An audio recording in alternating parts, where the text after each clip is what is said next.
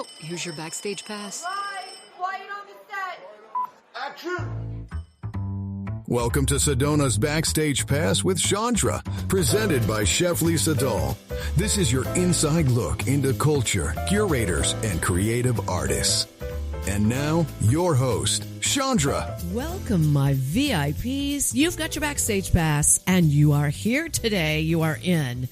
You know, I've got some great stories for you today. My guests are amazing. All my guests are amazing. I love them all. Remember that you want to tune in on Saturdays, 10 a.m. Sedona time.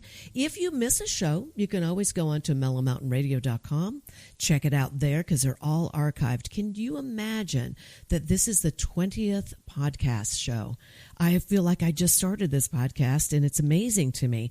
Now, if you want to catch up on some things, you want to make sure that you go to Spotify now, to Pandora Radio, to Apple Podcasts, and so many more. iHeart, I believe it's on there now, and even on Amazon and YouTube. So check it out, Sedona's Backstage Pass. And, of course, always live on Saturdays at 10 a.m. Mountain Time, KAZM 106.5 FM and 780 AM. And I'm waving to my engineer, Ryan Thompson, who is absolutely stellar. Does such a great job with these shows. And, well, you know, I want to tell you what's going on. I always talk about what's happening here in Sedona. And last month, as we talked at the last moment about what was going on in Sedona in August. I say last moment because seriously, there wasn't a lot going on here. Ongoing things, you'll always find things happening. Of course, Jeep tours are great, stuff like that. The wineries are wonderful. There is live music everywhere, it feels like. You can always find that. But I'm talking about like signature events or something really out of the ordinary, right? And I want to let you know that Sedona Ballet, and we love them over there. They are our calendar event sponsor, and I just love them. Speaking of Sedona Ballet, and a big shout out to their board and executive director, Winnie Munch, who has brought professional dance here to Sedona. Well, she's also on the board of directors of the Sedona Sister Cities Association, which is really cool, you guys. We have a sister city, and it's thrilling. It's in Canada, and they are bringing to Sedona a big concert here, and it's coming up September 17th. So make sure you check this out. I'm going to give you all the information right now. With the generous support from the city of Sedona and, of course, the Sedona Sister Cities Association, they are doing this. It is the Rising Stars concert. The admission, get ready for this, it's free. And you're going to want to bring your musician kiddos or just your kiddos. They don't even have to be players. Just get them to enjoy music. Anybody who loves music, the doors are going to open at the Sedona Performing Arts Center at 6:30, and the concert starts at 7. All you have to do is just show up. You're welcomed in. Don't need a ticket, anything like that. The concert features gifted young musicians from Canmore, Alberta, Canada, from Ukraine, and also around here, around these parts in Arizona. And you're going to hear masterpieces by Bach and Brahms, Rachmaninoff, Gershwin, and so much more. So remember, this is a concert, and it's free to everybody. Rising Stars Concert, September 17th. Starts at 7. Now, if you want some outdoor fun, let me tell you about some things that are going on. Oak Creek Arts and Crafts Show starts up again from 10 a.m. to 5 p.m. And that one is September 19th, 20th, and 21st. And it's right outside of Tres Amigos restaurant right here in West Sedona. And you'll find art from local artists, Native American art, live music, food, lots of fun. And the admission, again, is free. Also, always fun to go to the patio of Tlaquepaque right out front of, or behind, or where you enter actually, El Rincon Restaurant. What am I saying? On Mondays and Tuesdays from 5:30 to 7:30, you can enjoy flamenco in the courtyard with Gaetano and friends. Patrick Key's out there.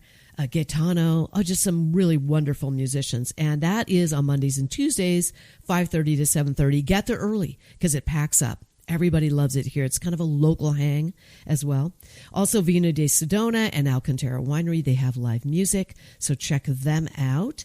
And I want to tell you something that I'm involved in. On Friday, September 19th, 6:30 p.m., to 8:30 p.m., the Sedona Film Festival at the Mary D. Fisher Theater is welcoming the Artist Consortium's very first Master Musicians Symposium. I'm excited to be the moderator, and here are the people you're going to hear music from. These are, some of the best musicians, not only here in Sedona, but around the country and around the world. Michael Kolowitz on his Chapman stick. He makes that thing sing. He's incredible. Patrick Key, who I just mentioned, who has his guitar harp of ukulele and guitar. Chris Canellis on sax. David Key, who's a singer-songwriter, who's a guitarist. John Dumas, who's a beautiful flautist, a Native American flautist, really great. And Logan Paytosh, who is a drummer, does drum circles here in Sedona. All of these guys are great. And I'm going to interview them. You're going to have a chance to hear them each playing music. And then afterwards, the second hour is me talking to them, and I will take your questions in a Q&A. So this is going to be a lot of fun, and you can find the information out by visiting the Sedona International Film Festival website. And why don't I have that in front of me? I believe that's sedonafilmfestival.com. All right, so there you go. I think it's only $10 to come in, so it's really going to be cool. Remember, that is September 19th, 6:30 to 8:30. Doors open at 6. Okay, now I am so excited to introduce this individual. Oh my gosh, back in the studio, one of my sponsors. I love this guy, and a lot of people do. And he's a community person on top of it. Luke Sefton, thank you. Luke Sefton of Sefton Engineering. It's wonderful to have you back. Always wonderful to be with you and celebrate and all the different things we do. So I'm always glad to be with Shondra, and it's always something exciting. Thank you. Never a dull moment. Never. That's for sure. And your life, too. My goodness, you just went away, didn't you, for a wedding? I did. Gosh, tell us about that, because, I heard a little glimpse of this, and it was awesome. Yeah, so my nephew is a redhead, as white as white, and his new bride is first generation from Nigeria. Oh. So it was real interesting there, and that it was really kind of cool. First, we had a little group of just immediate family come together, and all the women came in their traditional clothing. Yes. And then they had a wedding reception, but they invited everybody and had everybody in white. And the bride's family had very nice robes on or hats. It was very so just so that everybody can get together, and Nigerian food, which I was getting over being sick. And I couldn't handle it. Oh, I was going to say that was it spicy food? Oh, real spicy. Oh, so if you're getting over being sick, this is not food you want to. That's hard. That's difficult. I was trying to get my first solid meal in a month, but oh gosh, that didn't work. No. But it was. I wanted to try it, and it was good. Good. And then we had the wedding, and typical wedding, you sit there and go, and so we went. So wedding, then we go in. You have the dances, and parents talk, and everything else, and they just say, we want lots of babies. Okay. So then we ate dinner, and then he said, okay, the men go upstairs and the women will go downstairs to prepare. I had no idea what was going on, so they went off, and then they played like this Nigerian African music. Okay. And the men came in, bringing my nephew in, and he was in a full-length robe and with a top hat on, and then he had all the different things on his robe, and it all meant something. So that's a dignitary or a chief, how they do this for a dignitary or a tribal chief. Wow. And so that was cool. So he came in, and my nephew and the other guys were there to dance with them. Yes. And they had to chant, like the father was leading it, and they had handkerchiefs in their white towels that they were flipping up, and they were dancing and stuff like that, but they couldn't get the rhythm down. Who was this? Your nephew? Well, my little nephew, his younger brother. I sat there and I said, okay, from the movie The Jerk, Steve Martin, that's absolutely true. White men have no rhythm. That's hysterical. And you're thinking, wow. Wow. But it was neat to see that. And they came in and they put the groom up there in this like little chair with all these decorations on it. And then we went around, and then the women came in, and the women are all dressed in very colorful clothing. and coral necklaces. So wow. they gave a little explanation of it, but basically it's a celebration of when a woman has done something significant. It could be marriage or there's different things. And so the women all come in dancing with the bride, and she goes around, and then she had a bowl in her hand. Okay. And I had no idea what that was for, but then they just started throwing dollar bills on her. Oh, well, that was good. That was a good part. Should have had an enormous, vase or something. Yeah. But that's good. No, that's excellent. That's a great way to start your life together. Yes. It's money. Because honestly, really, it's something you need, especially when you just get married and you're starting. They're going to have a family of probably, 4 or 5 kids? Is that what they want? I think so. Well, that's what the grandparents want. Oh, well. So, okay. But very nice. They're back in Houston now. Okay, so where was this wedding? It was outside of Seattle, like Redmond, some little Carnation Farms. There was a huge Carnation Farms there. Neat. They rented that out and served Ben and Jerry's. Oh, well, that's interesting. Well, yeah, in the background it said Carnation Farms ice cream. I was like, whoops. Yeah. No, did they know? No one knew it was Ben and Jerry's. No. I mean, everybody they knew. there did. They did. They ordered but it. The pictures, it could have been Carnation ice cream. It was. Oh, my gosh, that's great. I love it. Exciting and neat to see and be part of that. It's good. It's good to be out of Dodge every once in a while, isn't it? And have an experience like that. How long were you there? About 5 days. Okay. You have to forgive me. I'm still laughing because I felt like I was there. Yeah. Really, especially the white guys trying to dance. Oh, yeah. I think when you were first telling me a little bit about that, I was like, no, save it. We're going to talk about it. And I think you said something like, I found out my family cannot dance. The men in my family cannot dance. Yep. That's great. Did you dance? Did you? No, that was... I know, but I'm asking. Did you try? Oh, they were doing a little bit of dancing, but I'm not really a dancer. So okay. I'm like, I'll sit in the corner. You're shy? Come on now. now. Really? No.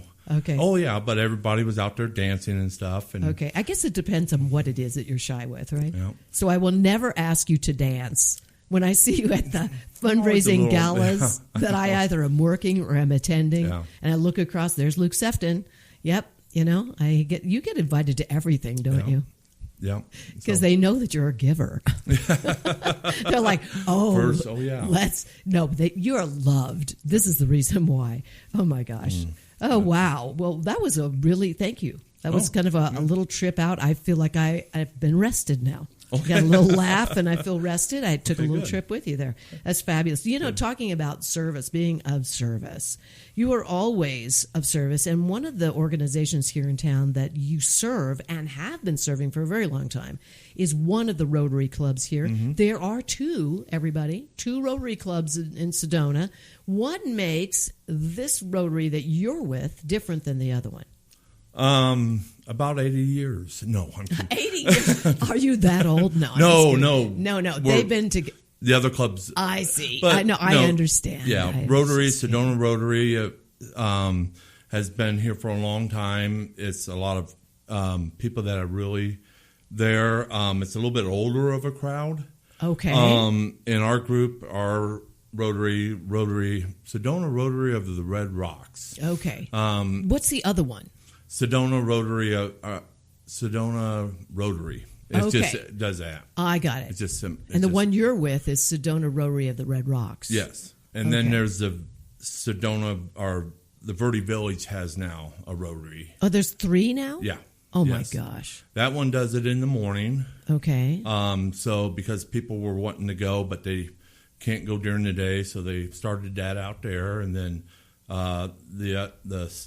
there's the Rotary of Sedona meets on Tuesday, and then the Red Rock Rotary, we meet on Wednesday. And that's in the evening? Or is that in the morning? Those two are luncheons. Okay, and yours is? Sedona Red Rock, Wednesday, usually at the library. Yes, in the noon. evening. Oh, at noon. At noon, okay. Yes. I should know this. I spoke once. Yes, there. You have. You were in to entertain us a few times. Yes, that was fun. And tried to get us all to sing. Yeah, that was the first time. Yes. I felt like I'd failed that one, so I got a redo. It was really good.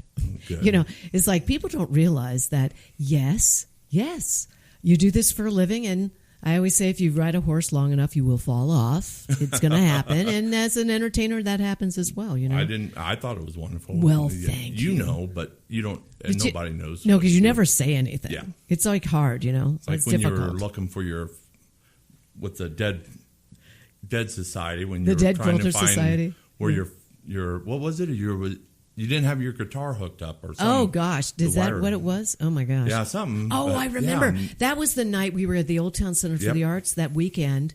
And that one we had a little sound faux pas. Oh, yeah, that was a problem. But you know what? We have such a great cast. Yeah, well, I think everybody knew. That was pretty loud. But the thing was, Gail Edwards, who is, by the way, a TV star. She was on Full House and It's a Living. And she's been on this show. I mean, just adore this woman. I've worked with her many, many times in theater. And she's in our cast. And she said, it was during her monologue. And all of a sudden you hear boom. And it was coming from, apparently, my microphone and my guitar. And she said, please, God, because she's playing Marguerite. Yes, she's playing this gal that was the founder of the Chapel of the Holy Cross. Yes. Okay. And so there she is, and she said, please, God, I'm trying to tell them. It was perfect. It was wonderful. I loved it.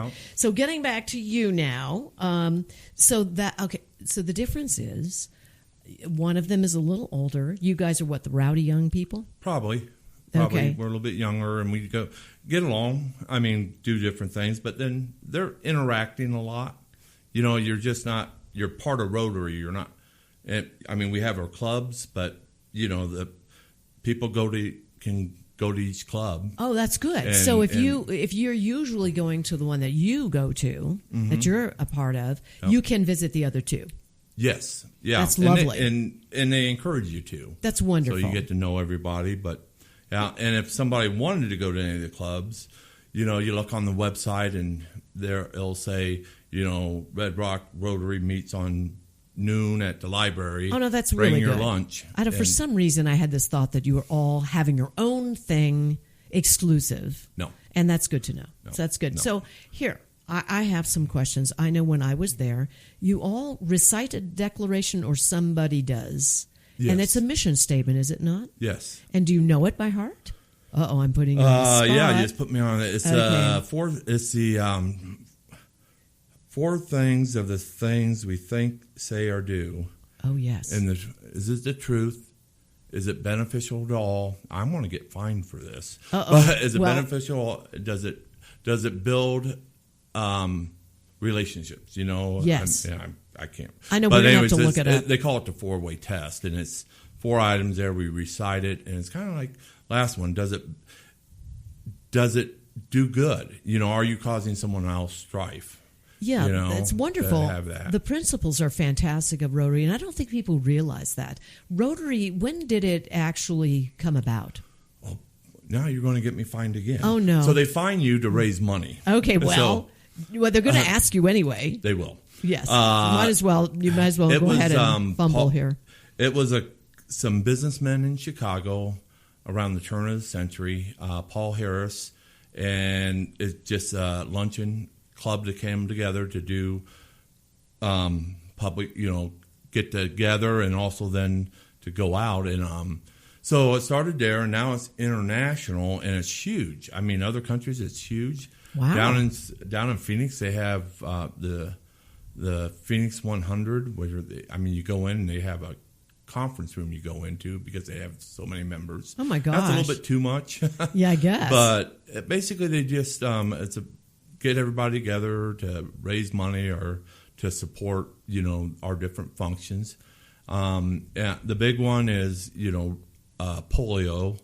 You know, they're just always pushing on polio, and donations to the fund get matched by the Gates Foundation 2-1. And the Gates Foundation? Bill. As in Bill? Bill and Melinda Wow. Gates. So they are really big into Rotary, or in their foundation is, because of this polio. And, you know, it's like everything else. We got to keep on it. My dad had polio. Oh, I didn't know that. Yeah. Whoa. So he always had one leg and one arm was just a little bit smaller than the other. Oh, my goodness. I mean, people have had it worse. I mean, he could get that. And he didn't have it that bad because when World War II came out, He goes, oh, yeah, I had polio. They go, nope, you're going over there. Oh, it didn't matter. So they put him in infantry. Well, he can't run with that. Oh, my Could never run. gosh. Well, and then he broke his other leg, and the doctor looked at him and said, Tom, for the first time in your life, you're going to walk straight. So, oh, my goodness. Oh, my God. It took a broken leg to do that. That's interesting. Yeah, Rotary just it does a lot of things throughout the world. We, everything in here, they do a micro banking, where in Mexico, if you want to sell like tamales or you want to start your little business, you go and they give you $500 and as a loan, right. And then you pay it back, but you start your own little business. Wow, and so microcredit is it's called. That's incredible. I don't know this until now. Yeah, about Rotary. Pretty much, it's never.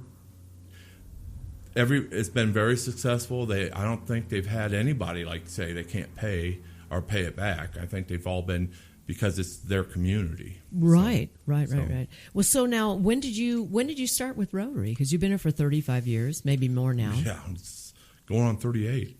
38? Yeah, can you believe that? 38 years? Oh, yeah, unbelievable. Yeah, back and forth, but I started about 1935. No, 1935. So you do look young for your age. I knew it. 2013.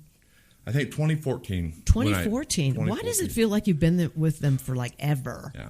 I mean, you know how I know that you're a part of it is also because of one of my very favorite events that you guys used to do. I don't know if it was as a collaborative with all the Rotaries. I don't know, but it probably was because it's a huge event. It was a huge event. It's no longer. Like for a year now, it's not been there. And that's the Oktoberfest. Yes. And I would always see you there. I know you were president of it. One time, yes. One? Oh, I thought, okay. I don't know, but I was the president for a year and a half because our fire chief left. Was that Chris Casey? Yes. Chris, if you're listening, how dare you? How dare you, man? No. But the thing is, well, you did a great job, but you always had this one area. This is why I always thought you were like the king, because you had this huge area that you set up furniture and fun things to kind of hang out. Yep. This was, I'm trying to think, it was a Posse Grounds, wasn't it? Yes. Wonderful event. Oh my gosh, I loved it. No, it was great. And that's what we kind of, Dr. Hughes kind of started it with, if you're a certain level sponsor, you get this area and you decorate it to, show the way off? you want. Well, yes, show off. And was there like a prize for a best? Oh, there was. There was. Okay.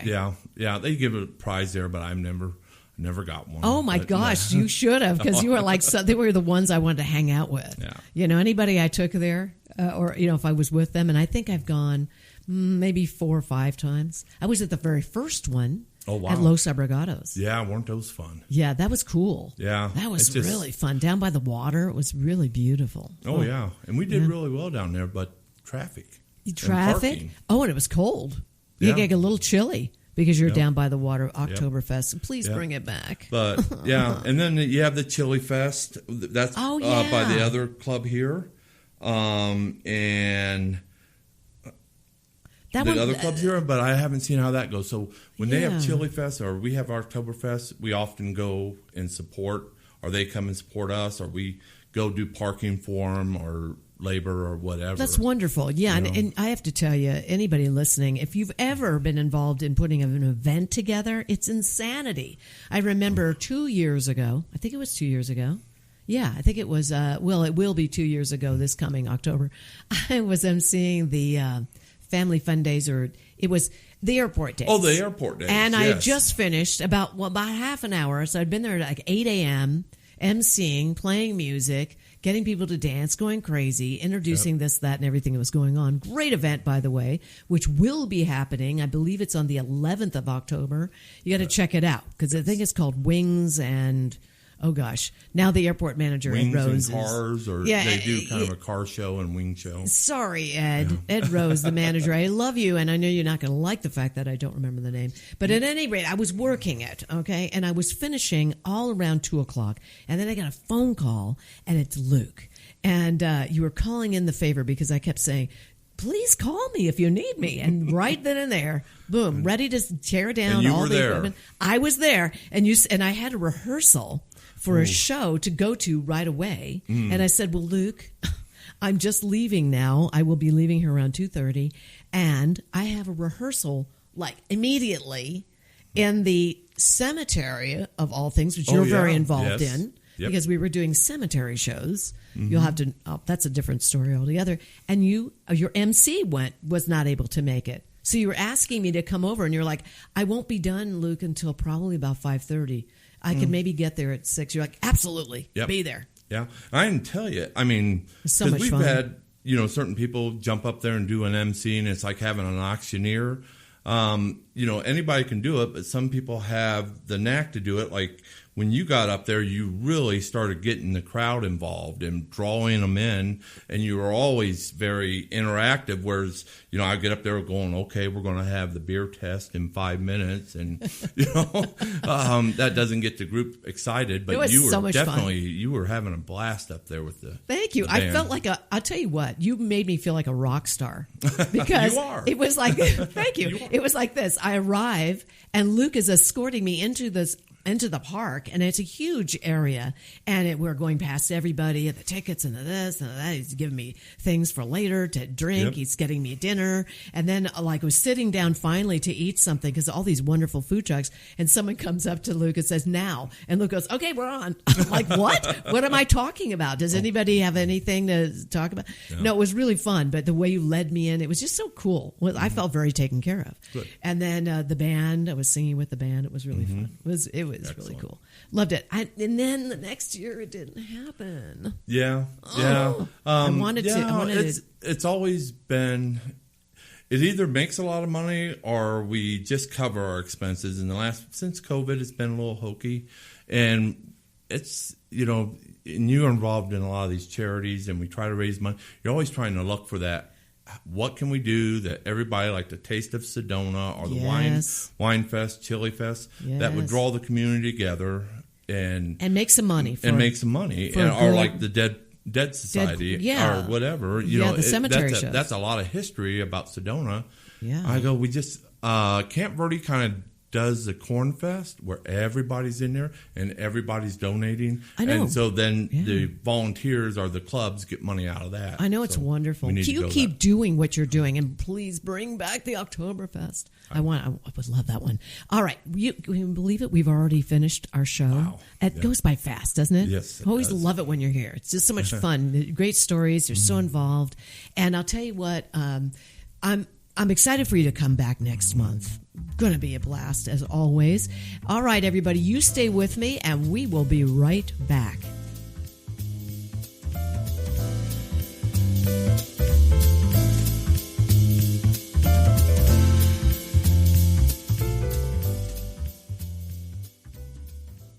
You can taste it in every bite.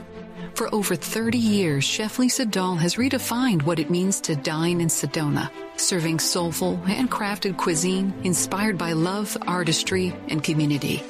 From the wood-fired kitchens of Mariposa to the couture flair of Butterfly Burger, every experience is elevated, every ingredient intentional. To learn more about Lisa Dahl and the Dahl restaurants, please visit cheflisadahl.com. Need a clean car fast? Come to Cleaner, Quicker Car Wash. We'll have you sparkling and back on the road in minutes. Whether you're after a quick shine or a deep clean, you'll get top quality service, eco-friendly soaps, and smiles all around. Drive up, shine up, and feel good, all without slowing down your day, and look like a star in your car. Located in West Sedona on Highway 89A. For more information, visit cleanerquickercarwash.com. Here's more of Sedona's Backstage Pass with Shondra, presented by the Dahl Group. I am so glad that you are still here with me because you're in for a treat. Oh my gosh, I have one of the most brilliant artists that I have ever known, and many of you know him. He's here in Sedona. He's worked all around the world. He's an incredible guitarist and ukulelist, and he is... Oh my gosh, I'm just so thrilled to have this person in the studio today for you, and he's going to be playing his guitar for everybody. I can't wait for that part. Thank you, Patrick Key, for being here today. I'm so excited. Thank you, Shondra. I am super excited to be here, too. Thank you for having me. This is a real treat. I'm looking forward to it. Well, we want to get to know you a little bit. We see you everywhere. I mean, I know there's a lot of places. Like, where can we go and see you? For those of you who don't know Patrick, after you hear him playing here, if you don't know him, or if you're listening from somewhere far away and you're coming into Sedona, you're going to want to find this man and love him up as he plays for you. Where are you working? I do have some regular places that I play, as well as some other places that kind of rotate around. But let's see, every Wednesday I'm at the Broom and Orchard restaurant, which is a beautiful venue with and fantastic views, great food, and good music as well, too. And then every Friday, one of my favorite spots is the Skyrock Inn, which I've really grown to love. They have a beautiful patio. They have music out on the patio when the weather is good, which it's been fantastic lately. And generally speaking, it's pretty much kind of an undiscovered place, although the locals are just beginning to learn about it. And I think this place could get a lot more popular as people learn how fantastic it is to listen to music. They have a small kitchen, but also a full bar and an incredible patio, amazing views. So, they sure do. Yeah. Oh, it is a wonderful place. Where else? Every Sunday, Monday, and Tuesday in season, which is from April all the way to the end of October. Another one of my favorite musical activities is playing with the flamenco musicians at Tlaquepaque. This is from 5:30 to 7:30. On those days, it's open to the public. They transform one of their empty courtyards, which are quite beautiful in their own right, but they transform it into this scene from Spain or something like that. I've been many times, and I love it. It's right outside of El Rincon. It's right there on the patio, and there's a full bar there. Right. And you can order food. Mm-hmm. It's wonderful. Yeah. It's terrific. And if you like to dance, that's the place to go, because people cannot help but get up and shake it because the music's just so infectious. Yeah, Gaetano and Friends. Yes. And I just love it. I love that you're there. It's wonderful. I often see you playing ukulele there. That's right. The Gaetano, the band leader of the group, he's an amazing guitar player and flamenco guitar player. So I don't know how it happened, but I'm playing the ukulele. I know with them. It's wild. How does that happen with flamenco music? I don't know, but you make it work so well. It's a good time. It really is. It's great. So remember, you can always look it up by going to Patrick's website, Patrick Key. So it's Patrick, K-I, music.com. You're going to find his calendar there. You can also purchase MP3 files of his music. You can also pick up CDs. And of course, like I said, you can find out where he is performing. There's also videos there. And you can actually book Patrick.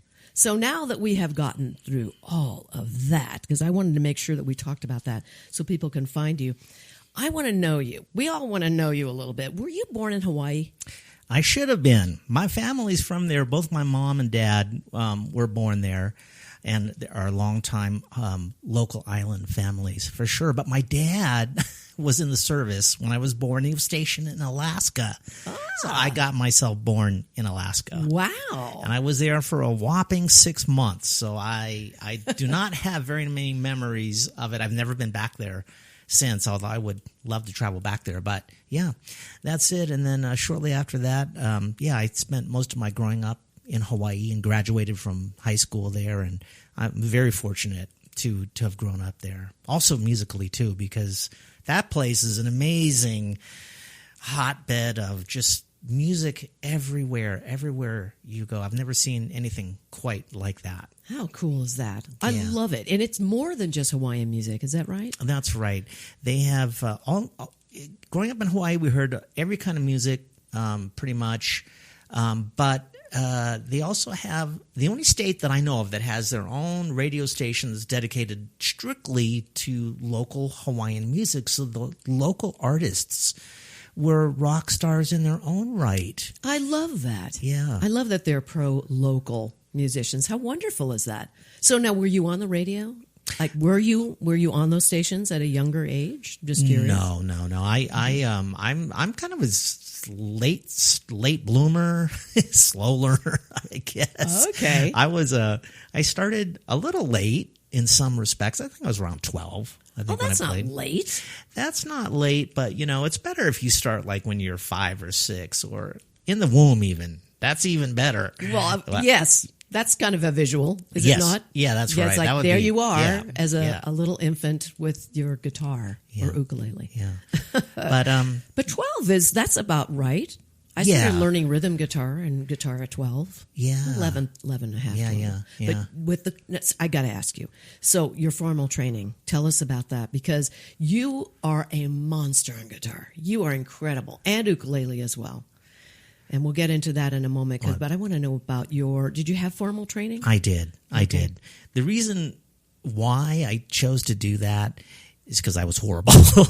Okay. Well, it was a smart move, though, right? In so many ways. When I was about 15, I was having this thought of like, I think I really want to do this. And I didn't realize that a lot of people didn't know what they wanted to do yet. But I knew that I wanted to do music and I wanted to play the guitar. But I was, in fact, horrible at it. So I decided, you know what, if I'm going to do this, I'm going to have to study. So I started my formal guitar studies at the University of Hawaii. I'd been playing for several years. I think I just turned 17 when I first started studying in college. And I remember going in and looking back on it now, it blows my mind that could even happen because I was totally undisciplined, had never had any teachers. I had this little guitar, which I think I picked up at a yard sale for like $30. Oh. And I went to college with this $30 guitar, and all my classmates were playing their handmade guitars from Spain, and they had been studying. And I remember my first meeting with my teacher, an amazing man named Charles Brotman, who actually went on to win the first Hawaiian Music Grammy Award. Wow. So he was a fantastic musician, and he heard me play, and he said, well, I got to tell you, you can study. I mean, we'll accept you, but you're going to have to relearn everything you're doing is wrong. So wow, what a thing to say. Yeah, you're like, oh wow, okay, good to know. Here we go. Yeah. And I started that and studied with him for several years, and then I after that I decided there is a lot to learn. So that's how I ended up leaving Hawaii. I was super serious about studying music. I went to LA and attended a school. At that time, it was called the Guitar Institute of Technology. Oh, yes, GIT. Yep. Mm-hmm. And it was unbelievable just to study with amazing musicians. One of the first times I'd been away from Hawaii, and it was really an incredible experience. And then I came back to Hawaii for a short while, but I realized that certain things were kind of beckoning to me that I had seen and wanted to learn more. And I ended up getting a scholarship to go attend another music school, very good one, on the East Coast in Boston called the Berklee College of Music. Amazing. Yeah. For those of you who are listening, I have to tell you, these are the best schools in the country for music. GIT, phenomenal. And Berklee, that's an incredible honor that you got a scholarship to go to that and you were able to attend that. How wonderful. Yes. Fantastic. Yes, it was, although it almost ended my career. And ultimately is part of what made me move to Sedona. Okay, so this is interesting. Tell us about that. I think the thing is, like, when you're from a small town, small place, like I grew up in Hawaii, when you go to what is essentially a mecca for musicians like the Berklee College of Music. Berklee College of Music is a relatively small school. I think there's about 2,000 people there studying at a single time, 2,000 musicians. 1,000 of those 2,000 are guitar players. Oh, so wow. It's the level of competition was unbelievable. And what I didn't realize is that people were coming from all over the world. So my peers were guys from Africa, from Asia, from Europe, from just all over. And these guys, I mean, were the cream of the crop from their countries.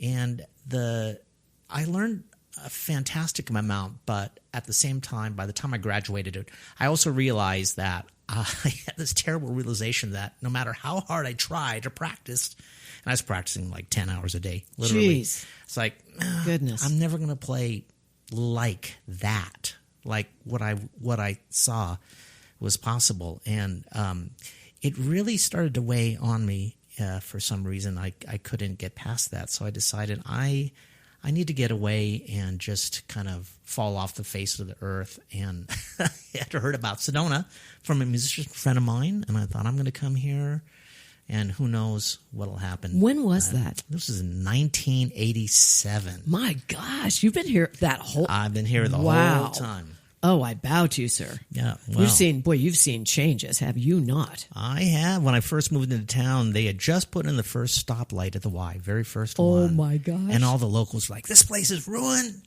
I got a stoplight. That's so typical, is it not?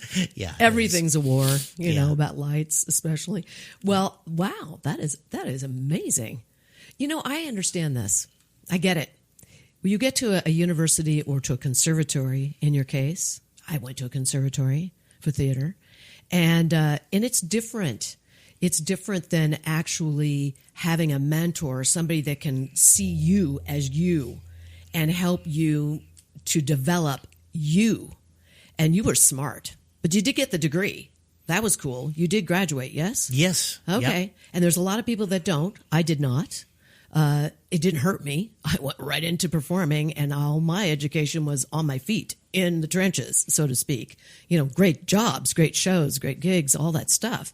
But what I guess I'm getting at is formal education is wonderful to have, but it does not define you. It doesn't define you. It's great on your resume, right? Yeah. Oh, I mean, when people see Berkeley School of Music, they're like, "Holy crap!" You know. But when you play, you play your way. You give us Patrick on guitar, and that matters. That matters. That's it. I think you actually have to find your own voice. That is the danger of going to a well-known school or a particular program. Yes, an approach, a way they say it must be, or they're trying to form you into something. So you were smart. How old were you at that time? I think I was 27 when I moved here. Wow. 27. Oh my God. Was that like, okay, so 20 years ago? No, I'm just kidding. No, I'm terrible at math, so I'm just saying. You know, it could be, because I'm terrible at math. Well, this is amazing. So how many hours a day do you put in? Well, there's playing and there's practicing, which are two different things. They're both super important. You know, in season, I'm performing almost every day. I know. So you don't really need to do that, do you? You don't need to. Do you warm up? What do you do? What's your regimen like? What is it like for you? I know what it is for a vocalist. Okay. And right. You have to warm up your... Right. Yeah. And when I was working as a single, 4.5 hours a night, 5 nights a week at most of the time, my hand was so sore. I mean, I would have to wake up and put my hand under water, like hot water. Yeah. You're doing way more. I was playing rhythm behind myself, you know, accompanying myself. Right. But you're vocally, I was just so exhausted, but I always had to do warm-ups to get my voice up and over. What do you do? I think I could get by without practicing, but that's not me. Okay. You know, I'm a driven kind of person. Right. And if like there's many times when I've been practicing all day, you know, before going out to play, or sometimes I perform a couple times during the day. But I must say that now I also am trying to balance that out because physically on the hands and everything, as you get older, I've noticed they're not able to take that kind of like, I cannot play 10 hours a day. I mean, anymore. really? I don't even know. I mean, wow, that's insane to me. 10 hours. Yeah, it's just too much. When you're doing these gigs, are they 3 or 4 hours? They're generally 3 hours for most of them, although they can be 4. And I do warm up. I always play every day, and also nowadays I've discovered too the opposite. When I take a vacation, I just took a vacation. I cannot not play because when I come back, my hands, the calluses on them they're not ready to play, and it's excruciating to really play on them. Yeah, I mean, I can certainly understand that. Although, is it good to take time out? I was taking classical guitar for a couple of years, and I was working so hard. I was practicing 6 hours a day, and I was really. This is many years ago because I don't play classical guitar now at all. I mean, I could have if I'd kept it up. But here's the thing. I remember working so hard on a piece, and my teacher at the time, my instructor, said, "I don't want you touching this for like 4 or 5 days. Don't do anything," and it helped. Yeah, I get it. Yeah. Tell us about that. Yeah. I think sometimes you got to have a little space to come back to something with fresh ears. And certainly it's that way with recording, too. It's like sometimes you've been working on the piece, recording, and you've put so much time into it that it's like, oh, you need to step away for a little bit and come back. And then you're amazed. It's like, oh, my God, I'm hearing this in a whole different kind of way. I know. So even though physically it's good to keep playing and practicing, sometimes you need to. It's healthy to take a break. It comes I think back it is. and then some things are striking you in a different kind of way. Yeah. So when I'm coaching students, mainly actors and vocalists, I tell them take some time out. Sometimes that happens. You can see they're getting it's too intense all of a sudden, and now they're really making all kinds of faux pas, so to speak, and it's time out. Take some time out. Don't do anything. So that's good to know. Okay, now I have to ask you. First of all, do you teach? Not at the moment. I used to. Okay. Quite a bit. Okay. Yeah. Good to know. Yeah. And let's see. I want to know, do you enjoy playing as a single? Or what do you prefer? Or do you like both? I like both. I think we're certainly, as human beings, we're always hard to please anyway. But to play with a group, there's this excitement of the interaction with other musicians, the spontaneity of it, and just the joy of playing with, in my case, some of my best friends, which is an amazing experience. On the other hand, as a guitar player, there's certain challenges that I find really fascinating, compelling as a soloist, so that I miss when I go too long without doing it. So ideally, you could do both. I knew some artists who kind of alternated in their careers, like they would have these periods, like for 3 years I'm playing mainly with bands, and then I'm playing solo. I'm kind of liking doing both, like on a regular basis. That's good. So, have you worked with anyone really famous that you were like, wow, this individual that I'm working with? Has that happened to you? Not so much for me in the famous person thing, mainly because most of my performing has been here in Sedona, which, for better for worse, the great thing is I've had a lot of chance to develop and play a lot, which is no substitute for that. Mm-hmm. But the other thing is that unlike living in a city, I haven't had the opportunity to really work with some really great players.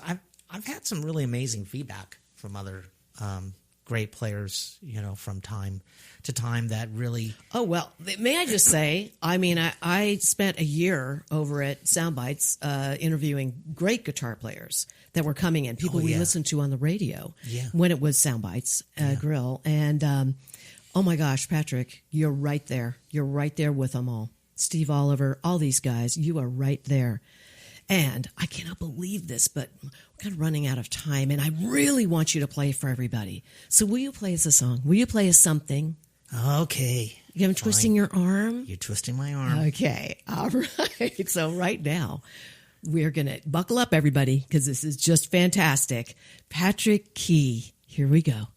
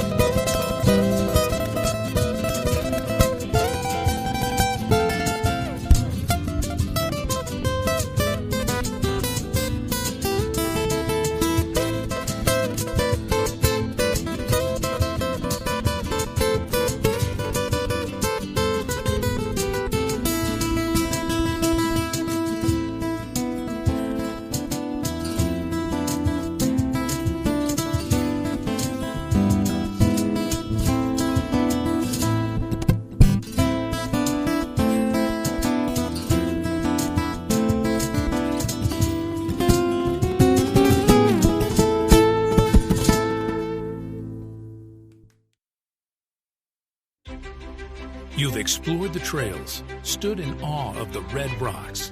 Now, discover how Sedona became Sedona. The Sedona Heritage Museum tells the story of Red Rock country, from ancient cultures to today's vibrant community. It's interactive, family-friendly, and open year-round, indoors and out. Sedona Heritage Museum, preserving and sharing the soul of Red Rock country. Plan your visit at sedonamuseum.org or call 928-282-7038.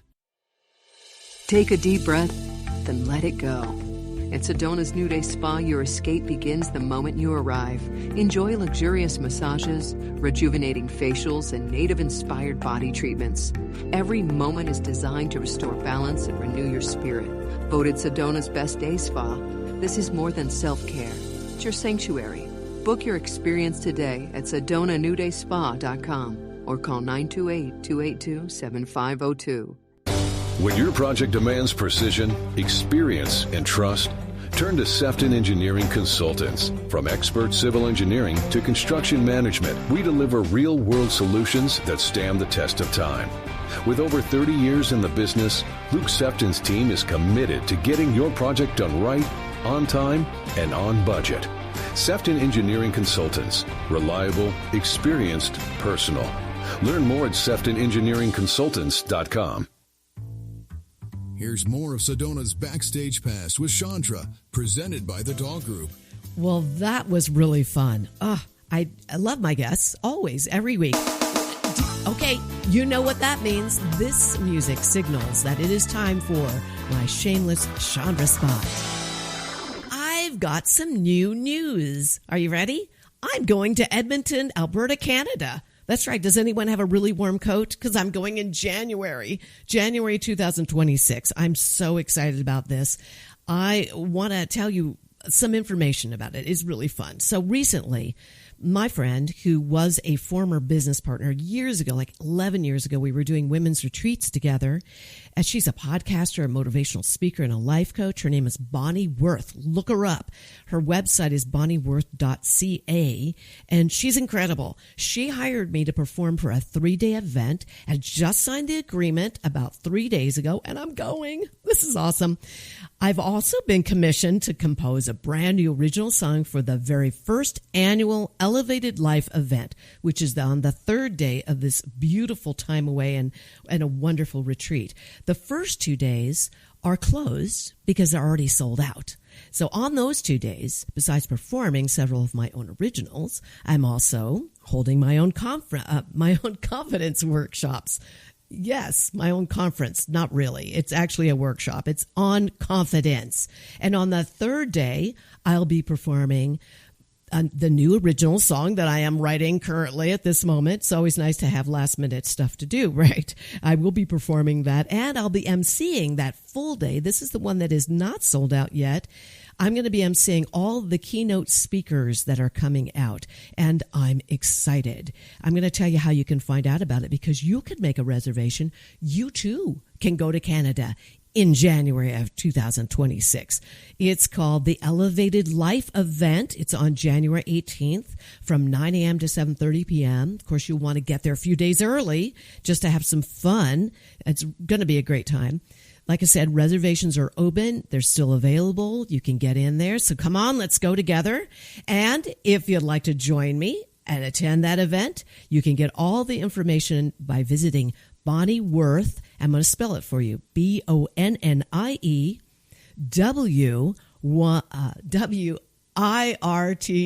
Bonnie Worth. So not O, it's an I. WIRTH.ca. And then you might want to put in a / and put in Elevated Life. You'll get there. You'll find out all about it. So come with me to Canada. What a fun show. I hope you enjoyed it as much as I did. I love doing this podcast. And I want to thank my engineer right off the bat here, Ryan Thompson, for all the great work, all those commercials that you hear. That's Ryan's work. Absolutely fantastic. And those commercials, of course, are from my sponsors, who I want to thank right now. Sedona Heritage Museum, Sefton Engineering. Thank you, Luke, for being on today. And Cleaner, Quicker Car Wash, Sedona New Day Spa, my presenting sponsor, Chef Lisa Dahl from the Dahl Group, and also Sedona Ballet for the events calendar. Thank you guys so much. You guys are so awesome. I want to thank also the owner of KAZM 106.5 FM and 780 AM. I almost forgot, but I got it. You know, it's a lot of numbers. What can I tell you? Chuck Helstein, you're awesome. You're the best. Really great. And of course, my engineer again, Ryan Thompson. Can't forget his name. Or Chuck's.